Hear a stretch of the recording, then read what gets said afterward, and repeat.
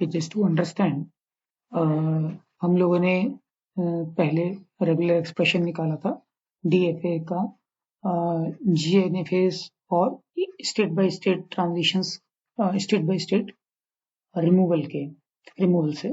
सो उसी चीज को हम थोड़ा सा डायग्रामेटिकली देख लेते हैं कि ये क्या हो रहा है। सो स्टार्टिंग में मान लीजिए कि आपके पास ये डीएफए थी। इस डीएफए में इनिशियल स्टेट, फाइनल स्टेट भी है, उसमें इनकमिंग भी है, उसमें आउटगोइंग भी है। तो हमने एक जनरलाइज्ड एनएफए बनाई जिसमें कि एक इनिशियल स्टेट है, सिंगल आउटपुट स्टेट है, और इनिशियल स्टेट से सिर्फ एक आउटगोइंग एज है और आउट या फाइनल स्टेट पे सिर्फ इनकमिंग एजेस हैं। तो ऐसा करने के बाद में हमने जो एक एज लिस्ट बना ली या एडजेसेंसी मैट्रिक्स बना ली, वो ये है जिसमें हमने जो कनेक्शन नहीं है वहां पर फाई लिख दिया, और जहां जहां कनेक्शन है वहां पर उसका लेबल लिख दिया। फॉर एग्जांपल Q0 से Q1 पे जाने पर हमें एप्सिलॉन मिल रहा है, Q0 से Q1 पे जाने पर हमें एप्सिलॉन मिल रहा है, तो वो हमने लिख लिया। या Q1 से Q2 पे जाने पे हमें A प्लस बी, Q1 से Q2 पे जाने पे हमें A प्लस बी का लेबल है, so that we have written. ये हमारा हो गया, राइट। अब जब हम Q1 को रिमूव करना चाह रहे हैं, सो हमने यहाँ पे Q1 को रिमूव करने की सोची है कि हम Q1 को रिमूव करेंगे। सो Q1 से के जो ये वाले लेबल्स हैं हमने ऑरेंज कलर कर दिए, क्योंकि ये हमें बता रहे हैं कि Q1 से मतलब यदि डेस्टिनेशन Q1 होगा तो डिफरेंट सोर्सेस से डेस्टिनेशन यदि Q1 है तो ये सब लेबल्स होंगे। तो Q0 से Q1 जाने के लिए एप्सिलॉन लेबल है, Q2 से Q1 जाने के लिए फाई लेबल है, Q3 से Q1 जाने के लिए A लेबल है, Q4 से Q1 जाने के लिए फाई लेबल है। सिमिलरली यदि Q1 सोर्स है और बाकी सब डेस्टिनेशन हैं तो phi, A plus B, phi और एप्सिलॉन रेस्पेक्टिव लेबल्स हैं।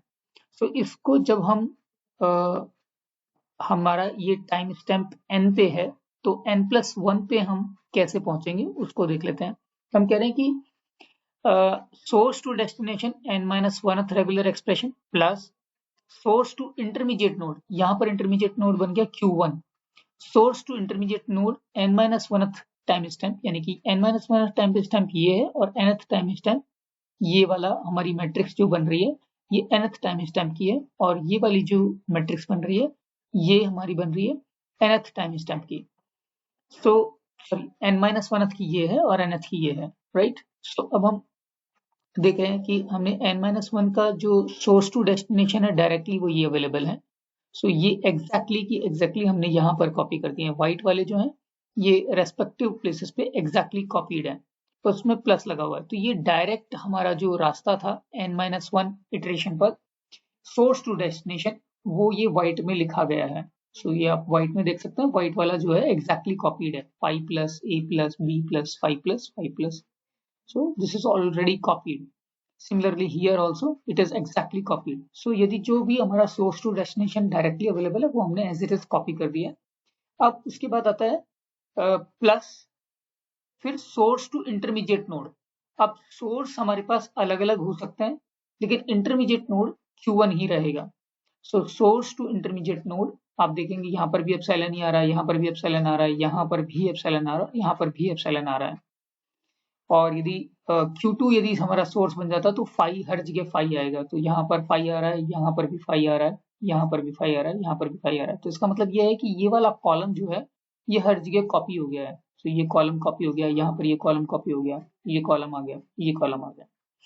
अब हमें यदि डेस्टिनेशन नोड की बात करें, मतलब थर्ड टर्म जो है ये वाली टर्म जो है, ये टर्म क्या बता रही है, intermediate to intermediate node at n-1th time stamp. So intermediate to intermediate node तुम्हारा ये फाई है। सो अब आप देख सकते हो ये फाई जो है ये हर जगह कॉपीड है, 5 star 5 star 5 star, because this star is coming. तो intermediate node to intermediate node आप कितनी बार भी ट्रेवर्स कर सकते हो, तो उसकी वजह से 5 स्टार हर जगह कॉपी हो गया है ग्रीन कलर में।